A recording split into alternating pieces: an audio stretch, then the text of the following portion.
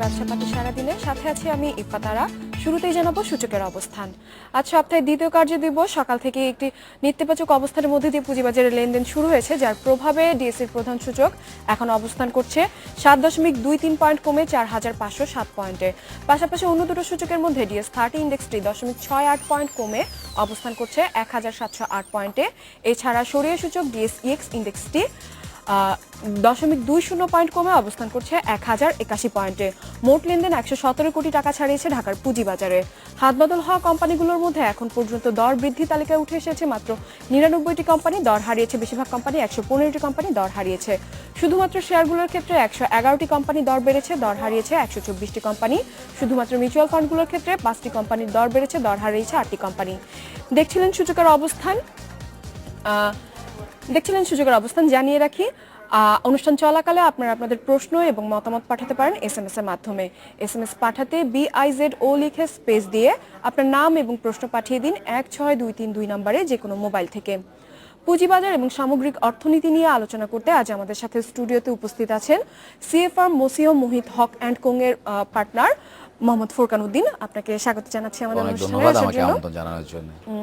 সূচকের অবস্থান দেখলেন, আমরা গতকালকেও দেখেছি সূচক প্রায় 49 পয়েন্টের মতন সূচক নেমে এসেছিল। আজকেও এখন পর্যন্ত সূচকের কিন্তু আমরা নেতিবাচক অবস্থানে দেখছি। তো আপনার কি মনে হয় যে আজকে কিরকম লেনদেন হতে পারে? এটা প্রেডিক্ট করা খুব মুশকিল, তবে গত কয়েকদিন ধরেই বাজারে যেরকম নেতিবাচক একটা অবস্থান দেখা যাচ্ছে, এটা বেশ কিছু কারণ আছে যেগুলোকে আমার কাছে খুব বড় কোনো কারণ মনে হয় না। আসলে যে কারণগুলো থাকা উচিত সেগুলো হলো অর্থনীতির সাথে সম্পর্কিত, ব্যবসা বাণিজ্যের সাথে সম্পর্কিত, কোম্পানিগুলোর রেজাল্টের সাথে সম্পর্কিত পুঁজিবাজার ইম্প্যাক্ট থাকা উচিত। তো পুঁজিবাজার যেহেতু আসলে কিছুটা টেকনিক্যাল ব্যাপারও আছে, সেই দৃষ্টিকোণ থেকে কিছু ইম্প্যাক্ট পড়ছে। যেমন আপনার মাঝখানে দেশের সব কিছু ঠিক আছে, কোনো অস্থিরতা নাই, কিন্তু তার মধ্যেও যেসব ঘটনাগুলো মাঝখানে ঘটে গেল, কিছু ফরেনারের মারা যাওয়া প্লাস আপনার গতকালকের যে ঘটনা, এইরকম কিছু ঘটনা মানুষকে একটু শঙ্কিত করে তুলছে। তো এইসব কারণে পুঁজিবাজারে কিন্তু একটা ইম্প্যাক্ট কিন্তু পড়ছে, যে কি হবে বা কি হচ্ছে এরকম একটা ভয়, একটা ভীতি। পুঁজিবাজার কিন্তু খুব সেন্সিটিভ একটা জায়গা। তো এটা একটা কারণ এখানে আছে বলে আমি মনে করছি। আর সবচেয়ে বড় কারণ হলো বাজারে মানুষের আস্থা। যদিও এই কারণগুলো আমি আপনাকে অ্যাড্রেস করার চেষ্টা করেছি, কিন্তু বাজারের জন্য এগুলো বড় কোনো কারণ আমি মনে করি না। কারণ বাজারের জন্য বড় কারণ হলো বাজারের সাথে রিলেটেড নিয়ামকগুলো। তো বাজারের সাথে এই জিনিসগুলো কিন্তু খুব একটা রিলেটেড নিয়ামক নয়, এগুলো রাজনীতির সাথে রিলেটেড। এগুলো হওয়ার কারণে যে রাজনীতিতে খুব অস্থিরতা শুরু হয়ে গেছে, এরকম কোনো ঘটনা তো আমরা ঘটে নাই। মিছিল হচ্ছে, মিটিং হচ্ছে, হরতাল হচ্ছে, এরকম তো হচ্ছে না। তো যার কারণে আমি ঠিক বুঝতে পারছি না যে এগুলোর সাথে রিলেট হয়ে কেন বাজারের ইম্প্যাক্টটা হচ্ছে, বাট হচ্ছে, এটা ঠিক। বাট মেইন রিজন হলো আপনার বাজারটা মানুষের কনফিডেন্স এবং বাজারে পর্যাপ্ত পরিমাণে ফান্ডের অভাব। তো আমি জানতে চাইবো যে বাজারে সাধারণ বিনিয়োগকারীদের আস্থা ফিরিয়ে আনতে এক্ষেত্রে ডিএসসি অথবা সিএসিআর অথবা Bangladesh securities exchange commission, regulator যেসব প্রতিষ্ঠান রয়েছে, তাদের কি কি করণীয় রয়েছে বলে আপনার মনে হয়? দেখেন, বাজারে আস্থা ফিরিয়ে আসার জন্য সবসময় খালি রেগুলেটরকে দায়িত্ব দিলে হবে না। রেগুলেটরের দায়িত্ব কিন্তু আপনার বাজারে আস্থা ফিরিয়ে আনা নয়। রেগুলেটরের দায়িত্ব হলো জিনিসগুলোকে বুঝে রেগুলেট করা। তো রেগুলেটরের দায়িত্ব কিন্তু বাজার ভালো করা মন্দ করা, এটা কিন্তু রেগুলেটরের দায়িত্ব নয়। সো রেগুলেটরের উপরে আমরা পুরোপুরি ডিপেন্ড না করে কিছু দায়িত্ব আমাদের যারা বিনিয়োগকারী আছেন তাদেরকে নিতে হবে। যেমন আপনার বড় বিনিয়োগকারী যারা আছেন, মিউচুয়াল ফান্ড যারা আছে, তাদের ভূমিকা কিন্তু এই বাজারকে ভালো রাখা মন্দ রাখা এই সব কিছুর উপরে ডিপেন্ড করে কিন্তু এই নিয়ামকগুলো, বড় বিনিয়োগকারী এবং মিউচুয়াল ফান্ডগুলো, স্পেশালি মিউচুয়াল ফান্ডগুলো। তো সেখানে মিউচুয়াল ফান্ডগুলোর অবস্থাই তো খুব একটা ভালো না। এবং মিউচুয়াল ফান্ড যারা ম্যানেজ করছেন, আমি এটা আসলে অনেকবারই বলার চেষ্টা করেছি, যদি এটা বারবার রিপিটেশন হয়ে যাচ্ছে, মিউচুয়াল ফান্ডগুলোর ব্যাপারে আমার কিন্তু বেশ ভালো বলতে নেগেটিভ ভালো অবজারভেশন। সেটা হলো যেভাবে মিউচুয়াল ফান্ডগুলো ম্যানেজ হওয়া উচিত ছিল, যেভাবে বাজারকে এই মিউচুয়াল ফান্ডগুলো সাপোর্ট করার কথা ছিল, সেটা হয় নাই আসলে। না হয়ে মিউচুয়াল ফান্ডগুলো নিজেরাই দুর্বল হয়ে গেছে, এটা একটা জিনিস। দ্বিতীয় হলো মনে করেন ইনভেস্টমেন্ট কর্পোরেশন অফ বাংলাদেশ। এখন বাজার যদি ভালো হয় তাইলেও ইনভেস্টমেন্ট কর্পোরেশনের সাপোর্ট আমরা আশা করি, বাজার যদি মন্দ হয় তাইলেও আমরা ইনভেস্টমেন্ট কর্পোরেশনের সাপোর্ট আমরা আশা করি। তো এরকম মনোপলি কোনো একটা গেম যখন চলে আসে, তখন কিন্তু সেখানে অনেক সুযোগ থেকে যায়। আমি জানি না, এটা নিয়ে বাজারে অনেক কথাও আছে। তো সেই দৃষ্টিকোণ থেকে আমি মনে করি সরকার যে কাজটা এখন করতে পারে বাজারের জন্য, সেগুলো এই বাজারকে আরেকটু কনফিডেন্সে আনার জন্য, মানুষের আস্থা ফেরানোর জন্য আইসিবির প্যারালাল যদি এরকম আরেকটা প্রতিষ্ঠানকে দাঁড় করানো যায়, তাহলে দেখবেন বাজার কিন্তু এরকম থাকবে না, কারণ মনোপলি গেমটা যেহেতু থাকবে না, কারণ আমি আর আপনি যখন এক টেবিলে থাকবো দুজনের মতামত সবসময় এক হবে এই কথাটা আশা করা ঠিক নয়, কিন্তু আমি যখন একাই দায়িত্বে আছি তখন আমার মতামতই প্রিভেল করবে, এটাই স্বাভাবিক। তো সেই দৃষ্টিকোণ থেকে এই এরকম প্যারালাল দুইটা প্রতিষ্ঠান যদি করা যায় আমার মনে হয় মানুষ কিছুটা স্বস্তি পাবে, এবং বাজারে নর্মালি আমরা যেটা বুঝি যে মিউচুয়াল ফান্ডগুলো, যেমন আইসিবি বেসিক্যালি মিউচুয়াল ফান্ড নিয়েই চলে। তো এরকম আরেকটা প্রতিষ্ঠান যখন হয়ে যাবে তখন মানে বাজার যখন ওভারহিটেড হবে তারাই এটা টেক আপ করবে, বাজার যখন পুয়ার হয়ে যাবে মানুষের আস্থা ফিরিয়ে আনার দায়িত্ব কিন্তু তাদের কম বেশি থেকে যাবে, সেটাই হলো আমি মনে করি আমার কাছে। আমি আপনার কাছে মার্জিন ঋণের ব্যাপারে জানতে চাইবো। মার্জিন ঋণের ক্ষেত্রে বাংলাদেশ ব্যাংকের যে একটি সময়সীমা রয়েছে, এটা আপনার কতটুকু যৌক্তিক বলে মনে হয়? না, এটা আসলে যৌক্তিকতার প্রশ্ন যদি আমি আসি, আমি বলবো যে সময়সীমাটা বেঁধে আমি দিতেই পারি, একজন রেগুলেটর হিসেবে সময়সীমাটা আমি বেঁধে দিতেই পারি। এখন প্রশ্ন হলো আমি যখন রেগুলেটর হিসেবে কাজ করি, রেগুলেটরের ক্যাপাসিটি নিয়ে আমার কিন্তু প্রশ্ন আসছে, এটা কিন্তু আমি বারবার বলার চেষ্টা করেছি। এটা কেন হয়েছে, এটা 2000 আবার ব্যাকে যেতে হয় যে 2010-এর কারণে এটা হয়েছে। তো 2010-এ ওনারা লাগামহীনভাবে লোন দিয়েছেন, 40 পর্যন্ত আপনার 40% পর্যন্ত আপনার 40 গুণ পর্যন্ত আপনার চলে গেছিল লোন। এইসব জায়গাগুলো যখন হয়েছিল এক্সপোজার লিমিটে, তখন কিন্তু বাংলাদেশ ব্যাংক খুব একটা কথা বলে নাই। কিন্তু বাংলাদেশ ব্যাংক হঠাৎ করে এসে যখন রশি টান দিল, তখন বাজার কিন্তু 2010-এর পর থেকে আজকে পর্যন্ত বাজারের অবস্থা কিন্তু খুব একটা শান্তিজনক পর্যায়ে আসে না। ইটস বিকজ অফ দ্যাট, কারণ বাজারে প্রায় 13 থেকে 16 হাজার কোটি টাকার মাইনাস সিকিউরিটি আছে, যেটা তৈরি হয়েছে 2010-এ আসে। তো এখন 2010-এ এসে যখন এরকম হঠাৎ করে আপনি কোনো কিছু করবেন, একজন রেগুলেটর হিসেবে আপনাকে কিন্তু ফোর্সি করতে হবে ফিউচার। তো সেই ফোর্সিটা কিন্তু বাংলাদেশ ব্যাংক করতে পারে না, সেটা বাংলাদেশ ব্যাংকের ডেফিনেটলি ব্যর্থতা। তো সেই ব্যর্থতার দায়ভার এখন সাধারণ মানুষের উপরে পড়ে গেছে। তো সেই দৃষ্টিকোণ থেকে আমি বিশ্বাস করি সময় বেঁধে দেওয়া দোষের কিছু নয়, কিন্তু সেটা বাজার অবজার্ভ করে যদি একটা অর্থনীতির একটা মূল চালিকা শক্তি হলো কিন্তু আপনার এই পুঁজিবাজার, এবং আপনার পুঁজি সংগ্রহের জন্য বাজারে আমাদের দেখেন, আমরা যদি একটু খেয়াল করে দেখি আমাদের জিডিপির 52%-এর মতো রাফলি আমার যতটুকু মনে হয় 52% হলো সার্ভিস সেক্টর থেকে, আর 45% হলো আপনার জিডিপির আপনার আমাদের ইয়ে থেকে, 40+% হলো আপনার ম্যানুফ্যাকচারিং থেকে। এখন এই দুইটা জায়গায় যদি আপনার গ্রোথটাকে আরেকটু বাড়াইতে হয়, তাহলে আপনার কি লাগবে? পুঁজি লাগবে। তো এই পুঁজিটা সংগ্রহ তো একজন মানুষের পক্ষে সবসময় যে পুঁজি সরবরাহ করবে নট নেসারালি। তো এই পুঁজিটা তো আসলে এই পুঁজিবাজারের মধ্য দিয়ে কিন্তু ইন্ডাস্ট্রিয়ালাইজেশন করা সম্ভব। তো সেরকম পুঁজিবাজারটাকে এরকম চট করে পুঁজিবাজার সম্পর্কে যখন কোনো নেতিবাচক সিদ্ধান্ত, সেটা বাংলাদেশ ব্যাংক নেওয়া উচিত নয়, নিতে পারে না।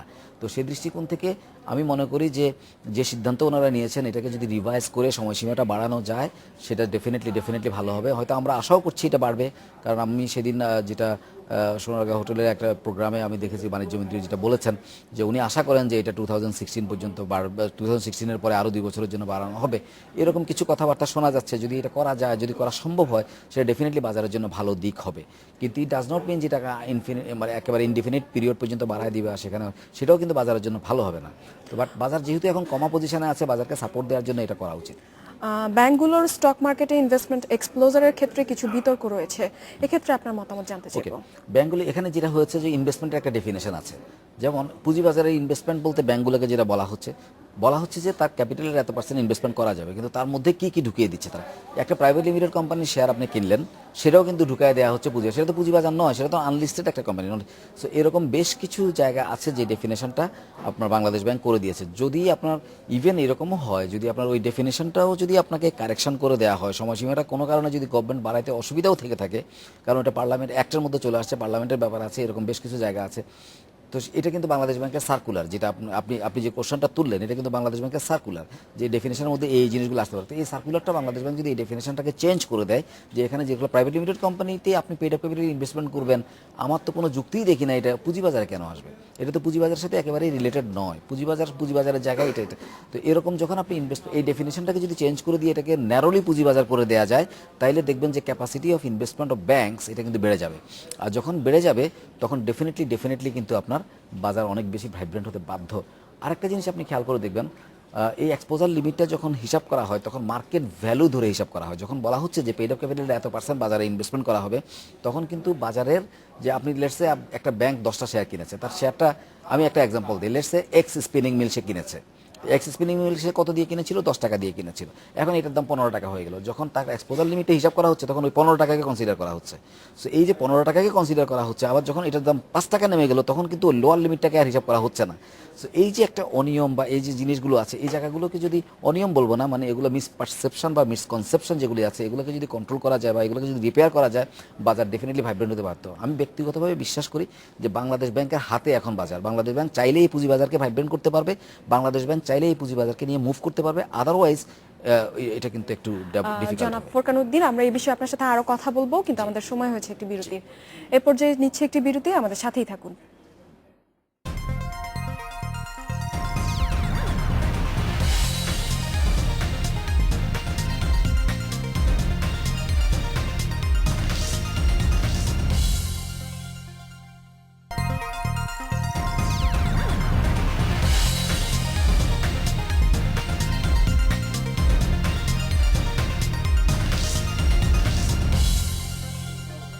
বিরতির পর আবারও স্বাগত জানাচ্ছি ব্যবসাপাতি সারাদিনে। পুঁজিবাজার নিয়ে আলোচনা করতে আজ আমাদের সাথে স্টুডিওতে উপস্থিত আছেন মুহিত হক অ্যান্ড কোং এর পার্টনার ফোরকান উদ্দিন। আমরা আবারও ফিরছি আলোচনায়। জনাব ফোরকান উদ্দিন, আমরা আলোচনা করছিলাম বিরতিতে যাবার আগে স্টক মার্কেটে ইনভেস্টমেন্টের ক্ষেত্রে, ইনভেস্টমেন্ট এক্সপ্লোজারের ক্ষেত্রে যে বাংলাদেশ ব্যাংকের ভূমিকা নিয়ে, তো আপনি বলছিলেন এই বিষয়ে আপনার মতামতটা আমি আবারও জানতে চাইবো। তো আমি যে জায়গাটা বোধহয় শেষ করেছিলাম সেটা হলো এরকম যে তাদের ওই যে ধরেন বেড়ে গেল যে পোর্শনটুকু, সেটাও তাকে ওই ইনভেস্টমেন্টের মধ্যে ধরে নেওয়া হচ্ছে। এটার কারণে আরও একটা ক্ষতি যেটা হচ্ছে সেটা হলো যে ব্যাংকগুলো দীর্ঘমেয়াদী বিনিয়োগকারীর ভূমিকায় থাকতে পারছে না। লেটসে আমি ধরেন 10 টাকা বিনিয়োগ করলাম, 10 টাকা, আমার 20 টাকা হলো আমার এক্সপোজার লিমিট। এখন 10 টাকার শেয়ার বেড়ে 20 টাকা হয়ে যাওয়ার পরে আমি কিন্তু নতুন করে আর বিনিয়োগ করতে পারছি না। তাহলে হচ্ছে কি, নতুন করে ফান্ড কিন্তু বাজারে ঢুকছে না, বরং ওই শেয়ারটা যখন আবার 25 টাকা হচ্ছে তখন ওই শেয়ারটা বিক্রি করতে আমি বাধ্য হয়ে যাচ্ছি, কারণ আমার লিমিটটাকে ক্রস করে যাচ্ছে। সো এইটা যে কেন হচ্ছে আমি ঠিক জানি না। এই জায়গাটাতে বোধহয় ক্যালকুলেশনগুলোকে আমার মনে হয় একটু অ্যাড্রেস করা উচিত। আমি আমাদের মাননীয় গভর্নর বাংলাদেশ ব্যাংকের, উনি অত্যন্ত নলেজেবল মানুষ, বিজ্ঞ মানুষ। সো বাস্তবতার নিরিখে, এবং উনি, আমি যতটুকু জানি যে অর্থনীতিতে উনি খুব নামকরা একজন মানুষ, সেই দৃষ্টিকোণ থেকে বাস্তবতার নিরিখে উনি চিন্তা করবেন দেশের জিডিপিতে কন্ট্রিবিউশনের জন্য ব্যাংকগুলোর যেরকম ভূমিকা আছে তার চাইতে অনেক বেশি ভূমিকা কিন্তু পুঁজিবাজারের আছে বলে আমি বিশ্বাস করি। এই পুঁজিবাজারকে যদি সুস্থ আমরা ভালোভাবে রাখতে না পারি তাহলে কিন্তু আমাদের অর্থনীতি অসুস্থ হবে এবং সরকারও কিন্তু বিব্রত হচ্ছে। তো আমি আশা করি উনি এটা খেয়াল করবেন এবং কার্যকর ভূমিকা নিয়ে এটাকে, বাজারটাকে যাতে ঠিকমতো ভাইব্রেন্ট করা যায় বা বাজারটাকে যাতে আস্থায় মানুষকে ফিরিয়ে আনা যায় সেটা চেষ্টা করবেন। আপনি যেহেতু অর্থনীতির কথা বলেন, সেক্ষেত্রে আমি আপনাকে একটি প্রশ্ন জানতে চাইবো আপনার কাছে, যে আপনি জানেন যে গত কিছুদিন আগে আমাদের অর্থমন্ত্রী জানিয়েছেন যে চলতি বছর আমাদের প্রথম প্রান্তিকে আমাদের বাজেটের আমাদের রাজস্ব আয় অনেক কমে এসেছে, যেটা কিনা উনি বলেছেন যে ওনার সময়কালে এখন পর্যন্ত সবচেয়ে কম রাজস্ব আদায়। আমাদের বাজেট বাস্তবায়ন বলেন অথবা জিডিপির আমাদের লক্ষ্যমাত্রাই বলেন, আমাদের কিন্তু অনেক বড় একটা অংশই নির্ভর করছে এই রাজস্ব উপরে। তো এই ক্ষেত্রে কি আমাদের অর্থনীতি ক্ষতিগ্রস্ত হবে বলে আপনার মনে হয়, এই পরিমাণ যদি রাজস্ব আদায় হতে থাকে? আপনি খুব অল্প সময়ে অনেক বড় প্রশ্ন করেছেন, কারণ এইটা উত্তর যদি আমি দিতে যাই আই নিড মিনিমাম 1 আওয়ার। যেটা হয়েছে, আমাদের মাননীয় অর্থমন্ত্রী একটা জিনিস বলার চেষ্টা করেছেন, সেটা হলো যে সরকারের যেই আমলারা আছেন, যে কর্মকর্তারা আছেন, আমরা যেটা পেপারে দেখেছি যে ওনাদের মধ্যে আপনার সিনক্রোনাইজেশনের কারণে, মতভেদের কারণে কিন্তু এটা হয়েছে। আমি কিন্তু এটাকে বিশ্বাস করি, আমি 100% বিশ্বাস করি মাননীয় অর্থমন্ত্রীর যেই অবজারভেশন, এটা পুরোপুরি ঠিক আছে। একজন মানুষের কাছ থেকে টাকা আদায় করার জন্য কিছু আর্ট থাকতে হবে। আপনি সবসময় কি বলে এটাকে এনফোর্স করে কিন্তু সবসময় টাকা আদায় করা যায় না। এটা তো আর ব্রিটিশের রাজত্ব না যে আপনি কি বলে গিয়ে মাঠে থেকে পিটে আয়না ধান নিয়ে আপনি চলে আসবেন। তো আমাদের ট্যাক্স অফিসের যারা কর্মকর্তা আছেন ওনাদের অ্যাটিটিউডটা কিছুটা কিন্তু এরকম। সো এরকম অ্যাটিটিউডের কারণে কিন্তু মানুষ কিন্তু ভীত এবং সন্ত্রস্ত, এটা একটা। দ্বিতীয়ত হলো যে আপনার আমাদের ট্যাক্স অফিসে যারা কর্মকর্তারা আছেন ওনাদের আইন প্রণয়নের ক্ষেত্রে আমাদের যে ইনকাম ট্যাক্স অর্ডিন্যান্সটা আছে, এই আইনটা এত দুর্বলভাবে ড্রাফটেড, এতে করে দেখা যাচ্ছে যে যারা সৎ করদাতা তারা কখনো কখনো প্যানালাইজড হয়ে যান, পানিশড হয়ে যান, যার জন্য ভয়ে অনেকে কিন্তু ট্যাক্স অফিসের কাছে যেতে চান না। এটা কেন হবে? কর দিব আমি, দেশ আমার, দেশ উন্নত হবে, আমি এনজয় করব, এটাই স্বাভাবিক। সেখানে কিন্তু আমি উল্টা ভয় পাচ্ছি, আমি যেতে চাচ্ছি না, তাহলে এই দায়িত্বটা কিন্তু আমলাদের উপরেই যাচ্ছে। সুতরাং সেই দৃষ্টিকোণ থেকে আমি বলবো যে অর্থমন্ত্রীর অবজারভেশন ঠিক।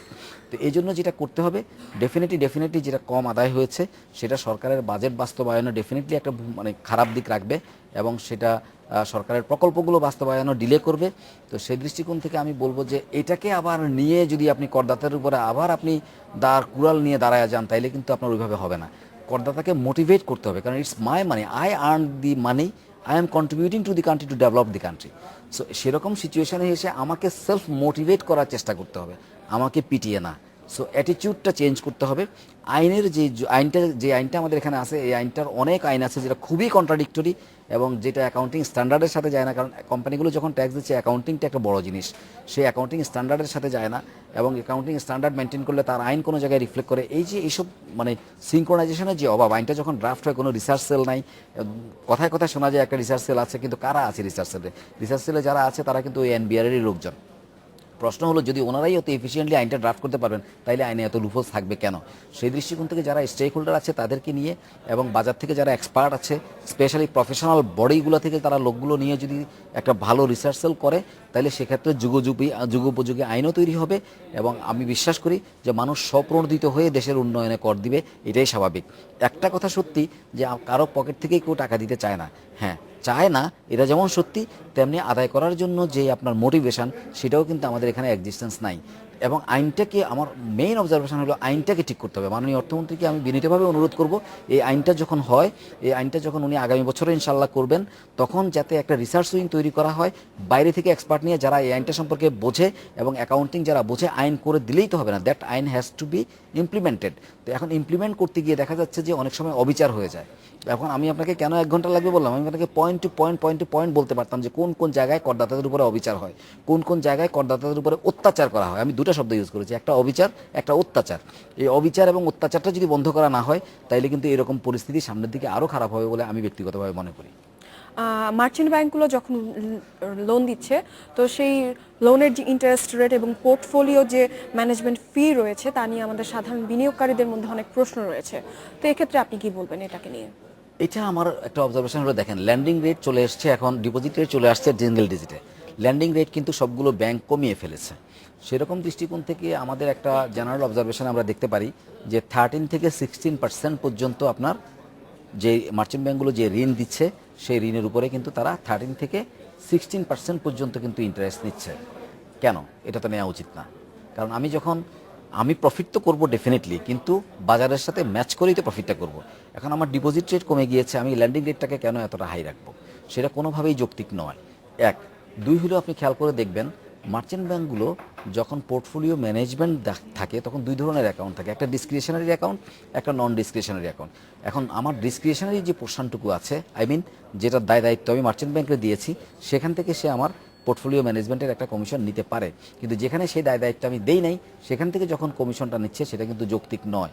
1, 2 হলো, সে কিন্তু আপনার দুইটা জিনিসই দিচ্ছে, একটা হলো লোন দিচ্ছে, আর একটা হলো আমার নিজের টাকার অংশটুকু, আর বিনিয়োগকারী নিজের টাকার অংশটুকু। উনি কিন্তু পুরো টাকাটার উপরেই কিন্তু ম্যানেজমেন্ট ফি নিচ্ছে। নো, ওনাকে ম্যানেজমেন্ট ফিটা নিতে হবে যে পোর্শনটুকু উনি লোন দিয়েছে, ওই পোর্শনটুকুর উপরে। সো এখানে কিছু আমার মনে হয় বাংলাদেশ মার্চেন্ট ব্যাংকার্স অ্যাসোসিয়েশন আছে, ওনারাও বোধহয় এটাকে অ্যাড্রেস করা উচিত। অ্যাড্রেস করে যাতে এটাকে সময়ের সাথে মিল রেখে এবং অন্যান্য প্রতিষ্ঠানগুলোর সাথে মিল রেখে যদি এটাকে বাস্তবায়ন করা যায়, সেটা সাধারণ বিনিয়োগকারীদের মধ্যে ডেফিনেটলি একটা আশা সঞ্চার করবে এবং সাধারণ বিনিয়োগকারীদের তুষ্টি অর্জন করাও সম্ভব হবে। অভিযোগ রয়েছে অনেক ক্ষেত্রেই বড় প্রাতিষ্ঠানিক অনেক বিনিয়োগকারী ডে ট্রেডারের ভূমিকা চলে যাচ্ছে। এটি বাজারে কিভাবে প্রভাব ফেলছে, আমি আপনাকে সংক্ষেপে একদম জানতে চাই। বড় বিনিয়োগকারীরা, এখানে বড় বিনিয়োগকারী বলতে ব্যাংক আছে, ব্যক্তি আছে। এখন বাজার যখন এরকম আস্থার অভাব যখন বাজারে থাকে, তখন একটু প্রফিট হলে আছে, ঠিক আছে, বাজার তো আবার কালকে পড়ে যেতে পারে, আমি প্রফিটটা নিয়ে নিই। আমি আপনাকে প্রথম যে কথাটা বলার চেষ্টা করেছি যে আপনাকে আস্থাটা ফিরিয়ে আনতে হবে। আর ব্যাংকগুলো ডে ট্রেডারের ভূমিকা যাওয়ার মেন রিজন কিন্তু আপনার ওইটা, যে তাকে বাড়লে বিক্রিটা করে দিতে হচ্ছে। তো ওই জায়গাটা চাইলেও কিন্তু সেটাকে ধরে রাখতে পারছে না। তো ওই কারণে ওই জায়গাগুলোকে অ্যাড্রেস করতে হবে। জনাব ফোরকান উদ্দিন, আমাদের অনুষ্ঠানে আসার জন্য আপনাকে ধন্যবাদ। আপনাকে অনেক ধন্যবাদ। এই ছিল আজকে ব্যবসাপাতি সারাদিনের অনুষ্ঠানে। আমন্ত্রণ জানাচ্ছি আমাদের পরবর্তী সংবাদে।